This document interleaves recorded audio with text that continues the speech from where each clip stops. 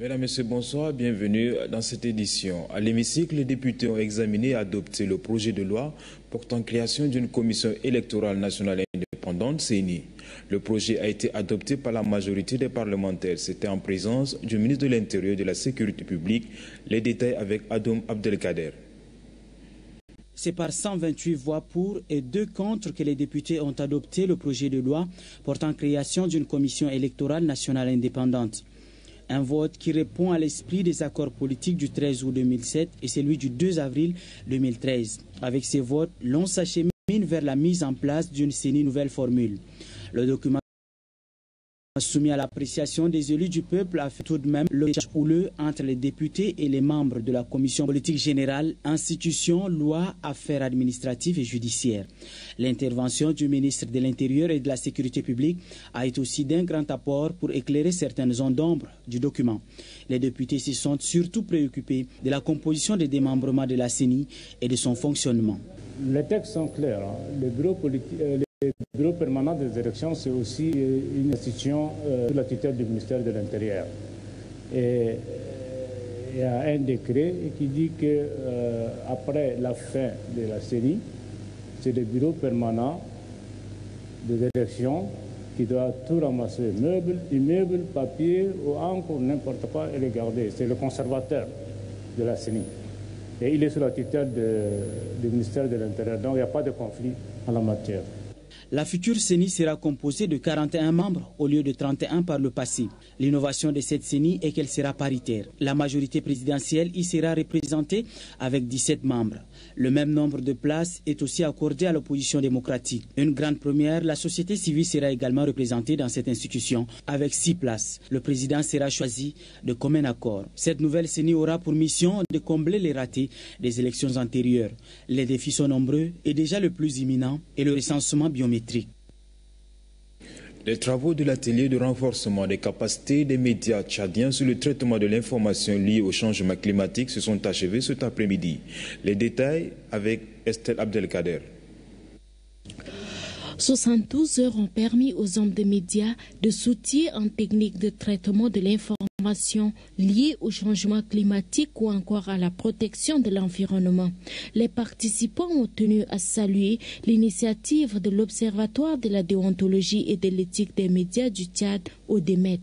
C'est un atelier qui nous a permis de renforcer nos capacités, nous les hommes de médias, par rapport aux questions de changement climatique.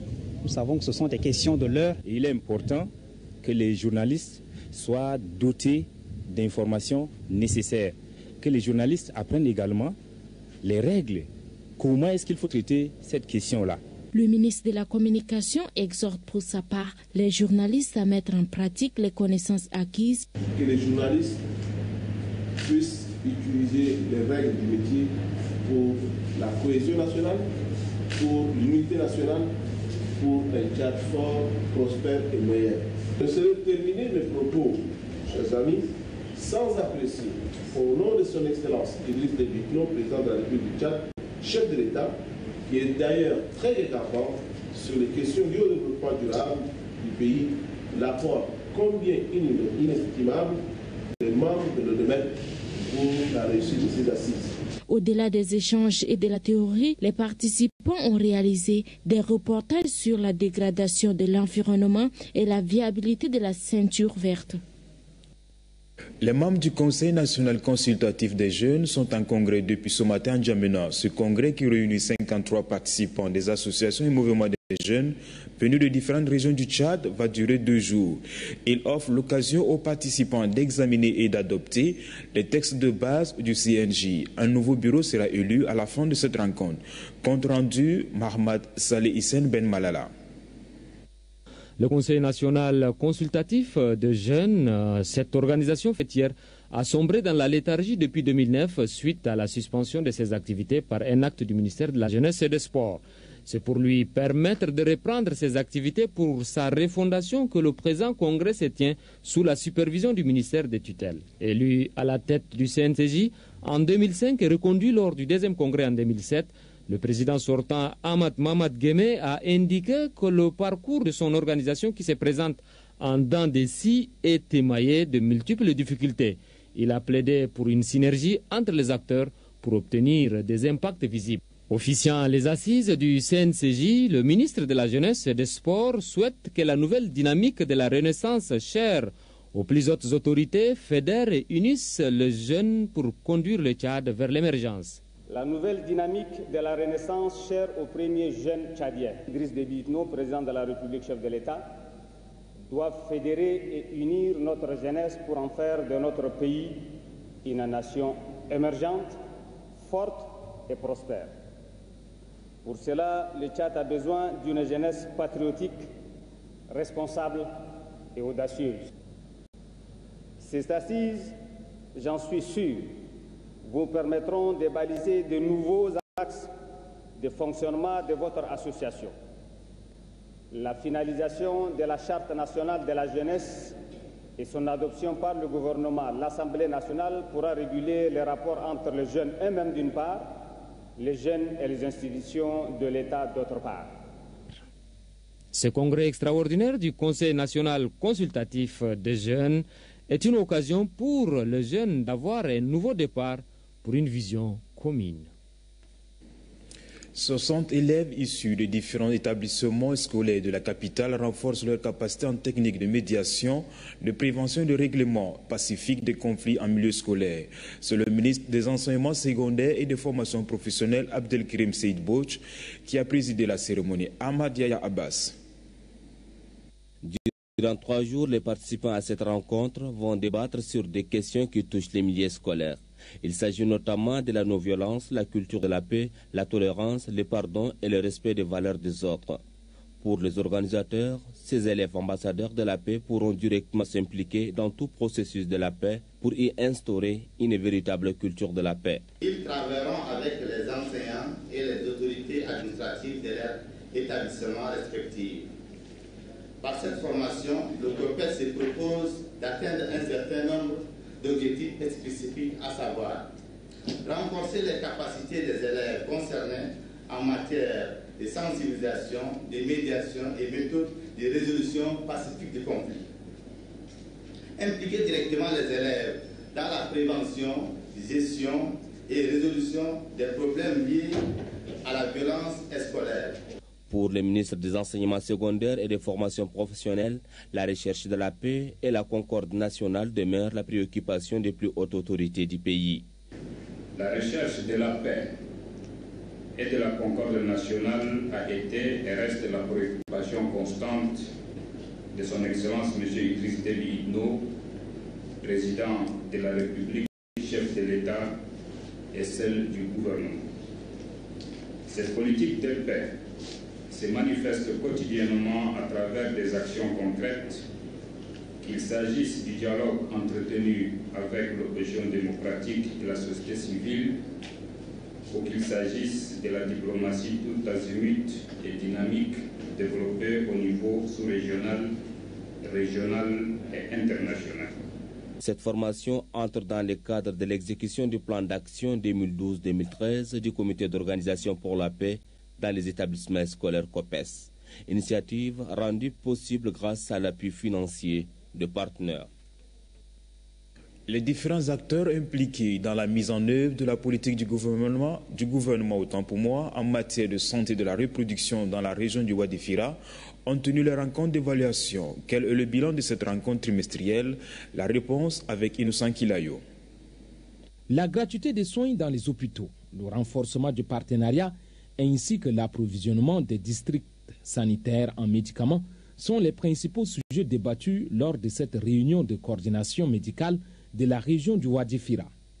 Partenaires et responsables du ministère de la Santé publique reconnaissent que les indicateurs ne sont pas bons dans le Wadi Fira.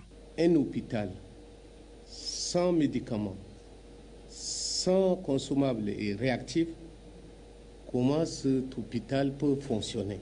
Pour le délégué du ministère de la Santé publique, il faut conjuguer les efforts afin d'inverser la tendance. Et on a fait des recommandations pour redresser la barre au deuxième semestre. Concernant la vaccination des enfants aussi, le taux n'est pas si mauvais que ça, mais il y a un effort à faire pour le deuxième semestre pour atteindre l'objectif qui est de 90% pour le BCG et 80% pour les autres antigènes qu'on s'est fixés au niveau de la région de Ouadifira.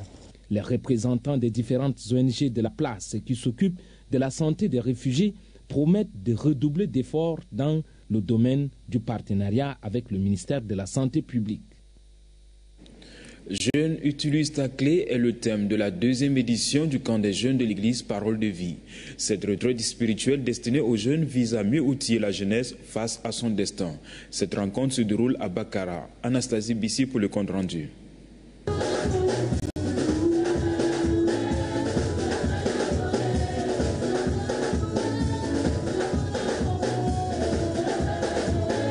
Faire de la jeunesse chrétienne des serviteurs engagés du Christ, c'est le pari des jeunes de l'église Parole de Vie. C'est autour du thème « Jeunes utilisent ta clé » tiré dans le livre de Matthieu chapitre 16 verset 19 que les participants vont débattre au cours de cette rencontre.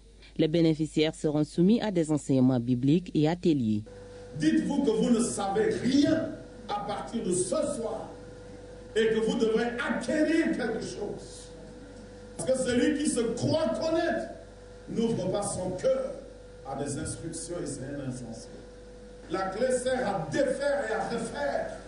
Donc si je suis défait, si je suis détruit en ce moment par quelque chose, et si j'ouvre mon entendement pendant ce camp et je découvre ma clé, je peux reconstituer ma vie. Le président du comité d'organisation, John Tana Martial, n'a pas manqué de remercier le Seigneur pour la réussite de ce camp. Le président des jeunes, Insou Kevin, a quant à lui convié les participants à cultiver l'excellence.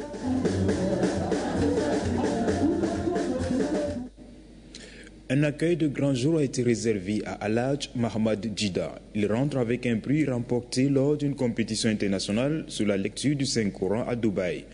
Adef Ahmad Benrama. Le lauréat représentant du Tchad à la compétition internationale sur la lecture du Saint-Coran a reçu tous les honneurs. Alhaj Mohamed Djida a occupé le 2e rang sur les 80 compétiteurs représentant leurs pays respectifs. Une compétition organisée à Dubaï, à Abu Dhabi. C'est le secrétaire général du Conseil supérieur des affaires islamiques du Tchad, accompagné de ses collaborateurs, qui a accueilli ses lauréats à l'aéroport international Hassan Diamous de N'Djamena. El Hadj Mohamed Djida, faut-il le rappeler, a occupé l'année dernière les pelotons de tête à la compétition internationale organisée en Jordanie.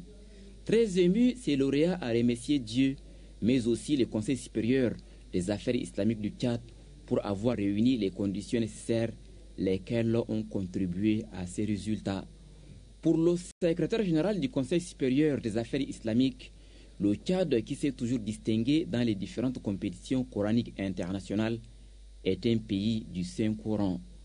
À travers ces prix, c'est tout le Tchad qui est honoré. C'est ainsi félicité le secrétaire général. Voilà, c'est ici que s'achève votre édition. Bonsoir.